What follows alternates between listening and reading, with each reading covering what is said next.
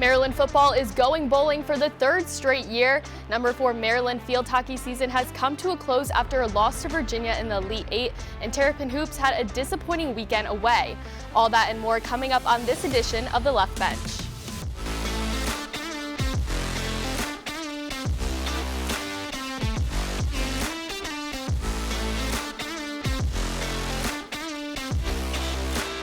A lot of talent, a lot of love for winning, a lot of love for this university.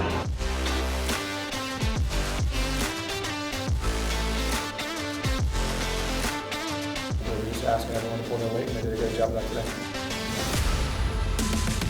Welcome back to The Left Bench, brought to you by Terrapin Sports Central. I'm Ricky Podgorski. That's Keara, Bruno, and Keara, I really don't think there's a busier time of year than right now for Maryland athletics. Yeah, that's right, Ricky. Maryland football just snapped a losing streak. Men's basketball had the opening skid this weekend, but we have to start off with the team that season has come to a close now, which is Maryland field hockey. Maryland field hockey's NCAA tournament run started and ended this weekend. After a shutout win against Old Dominion on Friday, the Terps took on Virginia with the winner heading to the Final Four. The Terps drew 3 penalty corners in the first 2 minutes of play, but couldn't score off any of them. And the Cavs capitalized on their third penalty corner midway through the first, scoring the first goal of the game. Virginia then scored another goal off a corner in the second, their lead now 2-0. Maryland's offense was held to 0 shots in the second and third quarters. The UVA defense putting pressure on the ball and breaking up plays. Virginia added 2 more goals, 1 in the third and 1 in the fourth. Maryland was held scoreless for the second time this season, losing the game 4-0 and missing the Final Four for the first time since 2020. Here's head coach Missy Maharg on the future of her team. Boy, a lot. A lot of talent, a lot of love for winning, a lot of love for this university. The youth on this team is so exciting. Our incoming class that just signed is even as exciting and as talented. So just super excited about the generations of great field hockey student athletes that come from Maryland and choose us. Maryland football is finally back in the win column. After a 5-0 start, then a 4-game skid, the Terps got a much-needed win in Lincoln against Nebraska and have clinched a bowl game. This one was scoreless until the second quarter when Ty Felton caught a 16-yard pass from Talia Tagovailoa for the score. Nebraska responded in the third quarter with a TD of their own and a field goal, taking the 10-7 lead. The final 15 minutes was the Jack Howes show. A few minutes in, Howes knocked a 35-yarder between the uprights for the score. Nebraska marched down the field in scoring position, but Tar Heel still had other plans, grabbing the interception in the end zone. Tagovailoa and company executed on the final drive of the game, putting Howes in perfect field goal position. Howes would knock in the 24-yard field goal for the win as time expired. Terps take this one 13-10. Here's head coach Mike Loxley after snapping the losing streak. As I said, man, this team, to get us to 6 wins, third year in a row, to be able to continue to develop our teams, you can't put a price on how valuable that extra time is when you become bowl eligible in terms of continuing to develop your team. So I'm excited about that more than anything. The win over Nebraska was a huge defensive effort from the Terps, but there's a different part of the game Maryland will have to utilize this weekend. TSC's Sam Jane is in Studio B to tell us a little bit about the history of the running game's impact on upsets in the Big Ten and how Maryland can use it to take down a top 5 opponent. Sam? Well, guys, the Terps' rushing attack got back on track, somewhat, in the win over Nebraska. But if it wants to knock off the number 2 ranked Michigan Wolverines this Saturday, it would be wise to follow the game plan of past seasons and past upsets. We have seen plenty of field rushes and big Saturday upsets in the Big Ten Conference over the past couple of years. But a big reason that it's never happened in College Park is because of the lack of a strong running game, which has a direct tie to taking down one of the big dogs in the conference. Over the past 4 seasons, when a top 10 Big Ten team has fallen to a team ranked below them, the running game is the standout. 10 out of the 12 upsets saw the underdogs outrush the favorites for an average of 183 yards on the ground. 5 of those of the upsetting team had a rushing advantage of over 90 yards in those games. But in College Park, Maryland has struggled to run the ball in big games. Over the past 4 full season, Maryland has averaged 83 rushing yards per game. 81, my apologies, against top 10 conference foes, while the opponent has put up 192. That includes games like Penn State in 2022, when Maryland was outrushed 249-62, or Ohio State in 2019, when the Buckeyes ran for 383 yards. Against ranked Big Ten teams, Maryland is contributing only 30% of the rushing yards in those games. The ranked Big Ten teams, as you can see on this graph here, takes up a large majority, 70%. That's a rushing statistic that will need to change if Maryland wants to make history this weekend. So who does Maryland get to play on Saturday to try and script? Oh, only one of the best Big Ten rushing attacks in the country, Michigan. Blake Corum and Donovan Edwards are two workhorse running backs who can torch any team on the ground. This rushing attack is so well-rounded that they didn't even attempt a forward pass in the second half in a thwomping against Penn State. The game on Saturday starts in the trenches. If Maryland wants to pull off the biggest win in the Loxley era and flip the narrative on the season, folks, it's going to take a strong running game to do it. Guys, we know how explosive Roman Hemby can be, but will he, Antoine Littleton, Coleman McDonald, even Talia Tagovailoa, will they step up on the ground? History shows the run game matters in upsets. The question remains, can Maryland learn from that and make some history on Saturday? Guys? Yeah, thanks, Sam. I mean, like he said, the stats speak for themselves in games like this, and this team has a lot of depth in the running back room with Roman Hemby, Antoine Littleton, Colby McDonald, even Tagovailoa can run the ball. So, but it will still take a lot of effort to get them to win this game. I think the emphasis is on Roman Hemby. We saw what he could do at the beginning of this season. He's going to need to do that on Saturday if they want a chance against Michigan. Yep. Well, one team that couldn't live up to its expectation this weekend was Maryland men's basketball. They traveled to North Carolina for the Asheville Championship Tournament. In its first game against Davidson, Maryland fell short 64-61. Will pick up in its third-place matchup against the University of Alabama at Birmingham. Maryland was able to jump out to an 11-0 run to lead 21-12 with under 9 minutes to go in the first. UAB was able to put 12 more points up on the board, but was down 30-24 at the half. To start the second, UAB went on a 6-0 run to tie the game at 30, and then the Blazers finally took the lead after outshooting the Terps in the start of the second 22-6. Maryland brought the score within 4 after a layup by Deshaun Harris-Smith with under 5 to go. Jameer Young with a free throw to bring the Terps within 2 with 31 seconds to go. A Jamie Kaiser bucket, but then an air ball 3 from Harris-Smith at the buzzer sealed the Terps' fate with a 66-63 loss to UAB. Here's head coach Kevin Willard after the game. I think I'm seeing guys get a little bit more comfortable out there, but still, I think a major work in progress. Just when we get in foul trouble, guys that we're playing, they win small on us. Really, that's 2 games in a row that the small lineup has hurt us. So I think that's still going to be a little bit of a work in progress. Now don't go anywhere, because when we come back, we'll see how other Maryland teams fared this weekend, including women's basketball who took on powerhouse South Carolina. And we'll also check in on how some former Maryland football players are doing in the league when TSC's Drew Owens takes us around the NFL. Stay with us. There are 16 million children struggling with hunger in America. That's 1 in 5 daughters, sons, neighbors, and classmates who don't know where their next meal is coming from. Yet billions of pounds of good food go to waste every year. It's time we do something about it. Feeding America is a nationwide network of food banks that helps provide meals to millions of kids and families in need. Visit feedingamerica.org to help them feed even more. Together, we can solve hunger. Together, we're feeding America. There's so many rewards in life. You coming into our home was one of the greatest rewards we could have ever had. It took 20 years, and I got my 3rd child, who was 17 at the time. It's so cool to watch the adult that you've become, and you really have done as much for us as you think we've done for you.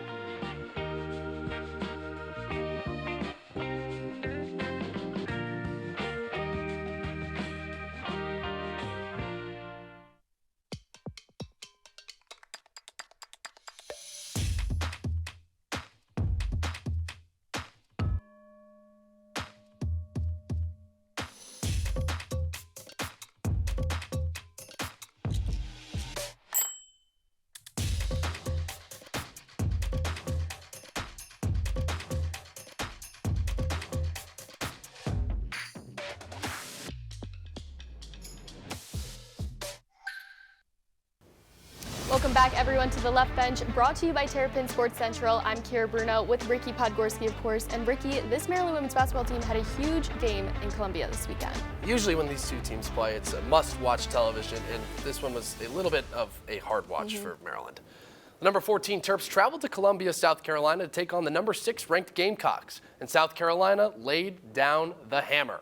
The first quarter was a wash as both teams were tied at 16, but it was the second quarter where the Gamecocks shifted into high gear, outscoring Maryland by 12. The second half was more of the same for South Carolina, dominant. South Carolina's Tahina Paopao led her squad with 14 points and 8 assists. Meanwhile, Cheyenne Sellers poured in 21 and 8 for Maryland, but was nowhere near enough as South Carolina demolished Maryland 114-76, the most points scored on Maryland in the Brenda Freeze era. Here's Freeze with more on the first loss of the year. Just, it's a growth week for us, knowing that we've got 2 top 10 opponents with both South Carolina and UConn. And, these games will make us better for the future. Maryland volleyball brought out the brooms on Sunday and swept Ohio State just 2 days after they were swept by number 2 Wisconsin. The Terps fell behind early in the first set, but 5 first-set kills by veterans Aaron Morrissey and Sam Sire helped the Terps climb back. Maryland takes the first 25-23. The second set saw back-and-forth action until the final stretch. Maryland went on an 8-0 run to close out the set, capped off by this attacking era by Ohio State. The third set was similar to the second with the back and forth, but Maryland went on an 8-2 run to close out the final set, including this ace by freshman Jonna Spahn to complete the 3-0 sweep over the Buckeyes. Here's what head coach Adam Hughes had to say after the game. We played well. We played clean. I thought across the board, everyone really chipped in and did a good job. And we had out from off the bench too. That's another thing we were talking about in the locker room. I thought Zoe did a great job coming in, serving, in goal. Everyone's name that was called did a good job, stepping up, and hopefully we can carry that because I'm sure next weekend it's going to be a new name. And we were just asking everyone to pull their weight, and they did a great job of that today. Maryland Wrestling had another successful showing in the Tiger-style invite.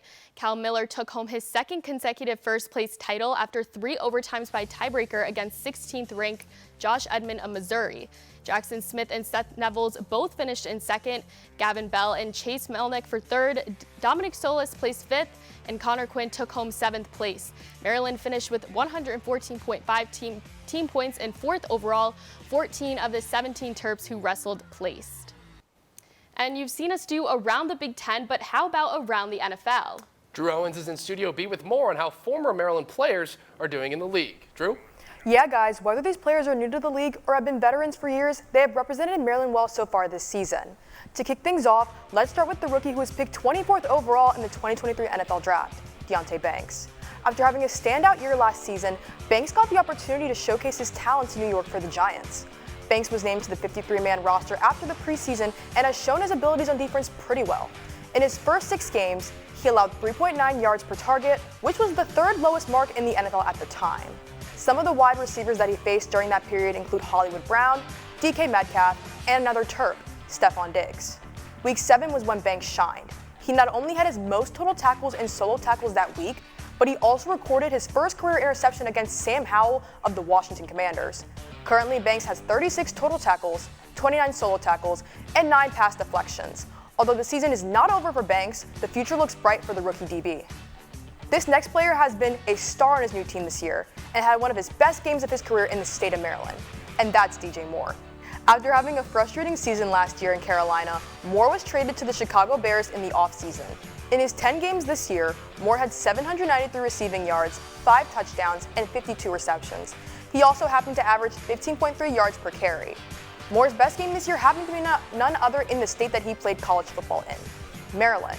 He had 8 catches, a career-high 230 yards, and a single-game career-high 3 touchdowns against the Commanders. Last season, Moore had to deal with the changing quarterback from Justin Fields to Tyson Bagent, but that hasn't stopped him from performing well. He currently leads the Bears in receiving yards. Last, but certainly not least, we can't end without talking about a player who has been nothing but stellar since he joined the NFL, Stephon Diggs. Last year, Diggs had a career-high 1,578 yards and 11 touchdowns. As he entered his 9th year, Diggs has already cemented himself as a top receiver in the NFL. He is currently 3rd in the league with receptions with 70 and in receiving yards with 834, only trailing behind Tyreek Hill and A.J. Brown. Diggs is also tied for 2nd with Vikings rookie Jordan Addison for receiving touchdowns with 7 this year, and is projected to have 13, which would be the highest in his career. This year, Diggs has seen his fair share of struggles. In Week 5 against the Jaguars, many saw him frustrated on the sidelines with the Bills' offense, and just recently, he was on the injury report list with a back injury. But no matter the circumstances, Diggs is looking to produce his 6th straight 1,000-plus receiving yards season. Keara, Ricky, even though the season isn't over just yet, these players and other former Terps still have a lot to contribute to their teams. Back to you.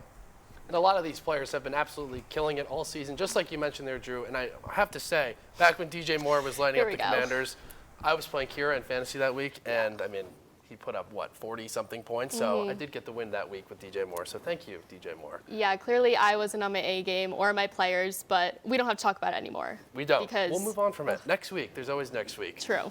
Now stay right here because when we come back, we'll have some fan favorites joining us back at the desk for another game of Time's Up. And as always, we'll crown our Terp of the Week, Pro Terp, and Top 5 plays. Don't go anywhere. I tell my son, I love you every single day. I love you. Now, my dad has never said that to me. Not because he doesn't love me, but because culturally it wasn't comfortable for him. Now that he's a grandfather, he says, I love you to my son every time he sees him. My advice to all the fathers out there, forget the cultural restrictions. They grow up way too fast for you to waste even a single precious moment.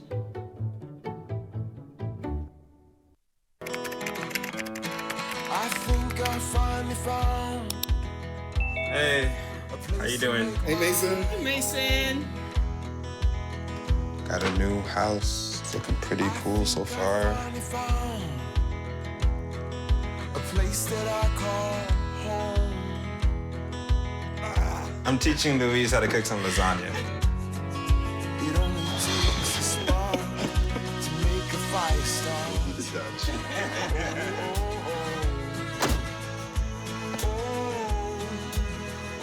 Thank you. Study, please.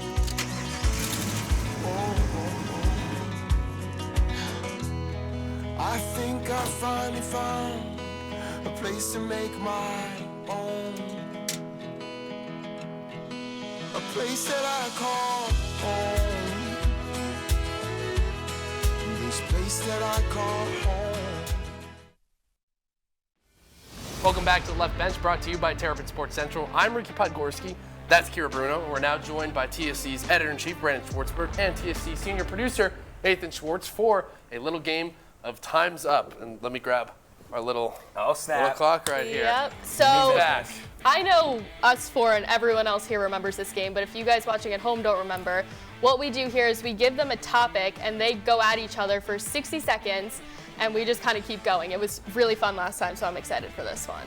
Yeah, I think I won clearly last time, so I'm hoping you put a better performance on just for your own sake. You mainly won because you took all of the time. That's just okay, we're going to start with the first one. Let's not take the people's time at home watching, so Keara. They're already getting excited. Okay, so our first one is, will Maryland football win its bowl game? 60 seconds, go. Yes, I have a few reasons why. Number one, they've won all, Nate, I bet you don't know this, they've won all of their games since Loxley took over against non-Big Ten Power 5 teams. That includes each of the past two bowl games that they were in that they won. They're going to be matched up against similar competition. They just got their 6th win. They could be riding high as the season goes on, and I think they will get that bowl win. I mean, that's a fun little stat you just pulled out. I'm surprised you dug that deep for that one. It wasn't really even that deep. Obviously, you just haven't watched the team over the last I do 6 cover weeks. it, so I think Well, then you're not doing that good of a job then, because they lost 4 in a row, barely beat did they just Nebraska win? on the road. But barely. First question.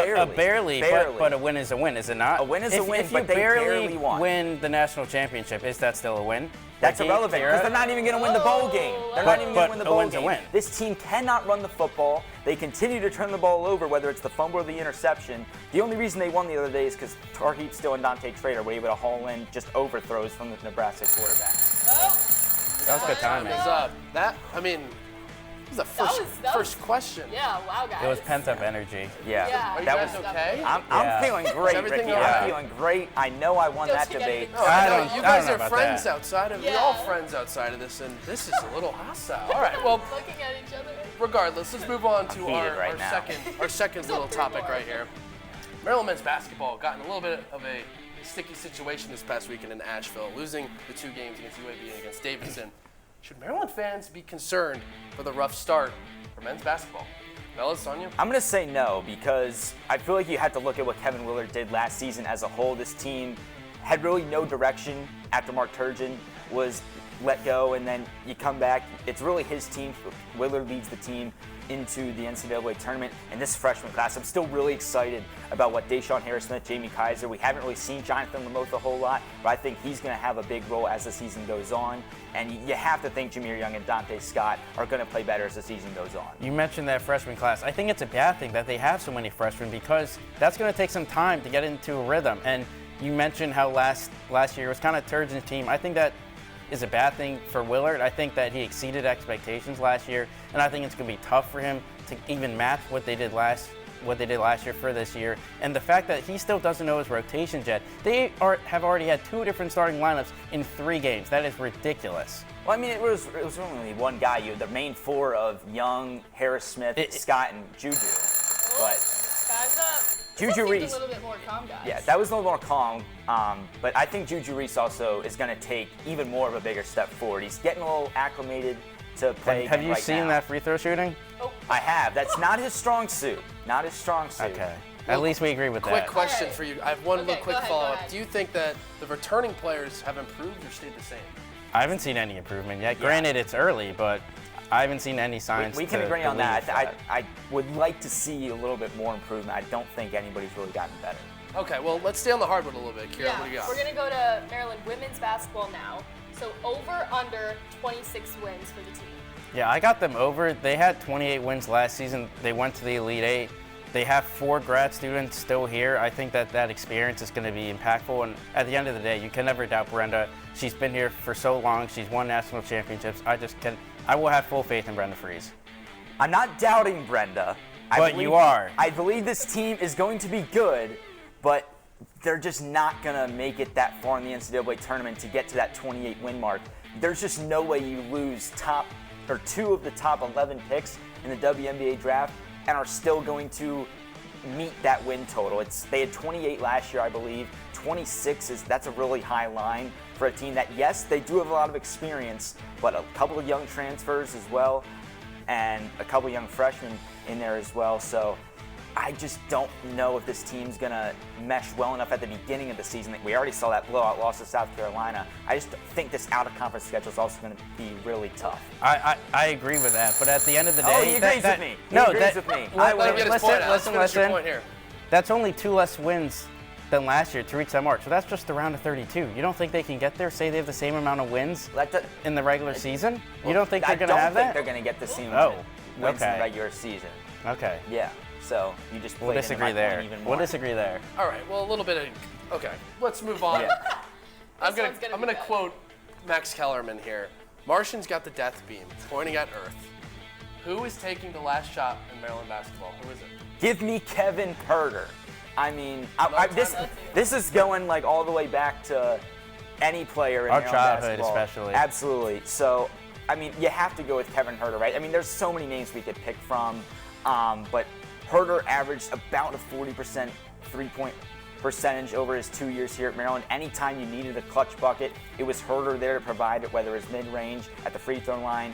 He had so much range beyond the arc. So while there's so many players we go past or present, I have to go with Kevin Herter. Yeah, Herter's not a bad option, but it's not the best. And this is why. Who's the best? Melo Trimble, because the man that played with Herter for many of those years, Melo Trimble, had multiple game winners, one against Wisconsin, one against Michigan State. So clearly, Mark Turgeon believed that on that own team with Kevin Herter, it was Melo Trimble who deserved that last shot. He's third all-time in Maryland history in true shooting percentage. There is no one else I'd rather have shooting that shot. No Anthony Cowan Jr.? He was up there for me. I'm not the biggest Cowan fan, but I do think he would be a great option to take that final shot. I'd have him over Herter. I think if we're ranking those 3 guys, right? I think it's either 1A, 1B between Trimble and Herter. If Herter got those opportunities, Herter can't create his shot enough, in my opinion. Well, Trimble was the one taking those shots at the time. I feel like because there's a good reason. If Herter was in that position, I think he makes those shots. But too. Again, there's a reason why he wasn't. You guys are talking a lot about former players. What about present day? Who on this team right now would you have taken that final? That's a tougher question. That is tough. That's performances against Davidson and UAB. Who would you pick from Maryland men's basketball to take the shot? Oh, I have no idea. I mean, there's literally no safe bet right now. I mean, the obvious answer is Jameer Young, right? And for the women it's obviously Cheyenne Sellers. I have no idea who would be the second option. Really I'd probably, for men's, go Deshaun Harris-Smith just because freshman. I think he's going to be really good. He did miss it the other day. He got it out of the way. But I think he's going to be able to create it. He's one of these guys that can create their own shots at a really high level. But if I had to choose out of all current Maryland basketball players, it'd probably be Cheyenne Sellers. I think because of her experience with Bender Freeze, I think I'd give it to her. I like Jamie Kaiser. I do too. I was going to say. Okay. Since they're freshmen, I really like Jamie Kaiser. He came in on opening night and he had the green light. He was shooting with so much confidence and he was making shots against UAB. So, I mean, the freshmen are freshmen for a reason, so we'll see if they begin to progress throughout this season. Yep. All right, well, that's it for this game. They'll decide later who won, but you can also... We can decide now. I don't know about that. That's a lie. You guys can decide at home. We're about to do another debate, but thank you guys so much for coming on again. This game is always so much fun. Thanks for having me on. Can't wait to be back. Oh, yeah. Well, time is up for this game, which means it's time now to crown this week's Terp of the Week. We had to go with Dante Trader Jr., who was a centerpiece in Maryland's defense in its win over Nebraska. Trader helped lead the defense to 5 turnovers and only 10 points allowed. He also grabbed his first 2 interceptions of the season. Trader is the second Terp behind Tar Heap still to record 2 interceptions in 1 game. Congrats to Dante on being crowned our Terp of the Week. Our pro Terp has been balling out all season long overseas, and we just mentioned him. It's Anthony Cowan Jr. Cowan is the captain of the Prometheus Patras Basketball Club of the Basketball Champions League and Greek Basket League. So far this season, Cowan has averaged a team-high 17 points a game in both the Greece GBL and the Basketball Champions League, shooting above 60% from field goal range. In a loss Sunday, Cowan had a 20-point performance, his third 20-point game this season. Congrats to Anthony on being crowned our pro Terp over in Greece. All right, Ricky, it's time for the top 5 plays of the weekend, so go ahead and get us going. All right, let's start with number 5, and it's Sam Sire elevating with the snipe in the back right corner of the court over there, over 2 defenders. I mean, quite the accuracy from Sam Sire. And in at number 4, we've got Caden Prather with the diving grab. I mean, he fully stretched out there and got that ball right there. I mean, I could never do that. I mean, I wouldn't even try with I saw that one all over Twitter. Same with this one. Jackson Smith basically picking up another man, throwing him down onto the mat with a takedown there. What a play from Jackson Smith. And in at number 3, oh my goodness, we have 2. Tar Heaps. Number 2, I'm sorry, I was just so excited here. Tar Heap Steele's end zone interception. He said, nope, you're not scoring on me and getting the lead on my team, and grabbed it right there with a play by Tar Heap. And at number 1, because this note is number 1, right, it has to be the game-winning field goal. Jack Howes with the kick through the uprights. You could see him just running off the field there. Talia chasing after him with the teammates. Quite the scene out there in Lincoln, Nebraska. Yeah, and he said that the last time that happened to him was in a high school football game. So such a great moment for him. It's something that those kickers work for all the time. Absolutely. It must be an awesome feeling. Oh, yeah, definitely. And that will do it for this edition of The Left Bench. We'll take a break next week for Thanksgiving, but we'll be back in 2 weeks. You can follow all of our coverage on TerrapinSportsCentral.com, on X, Instagram, and online. And follow our TikTok also. See ya.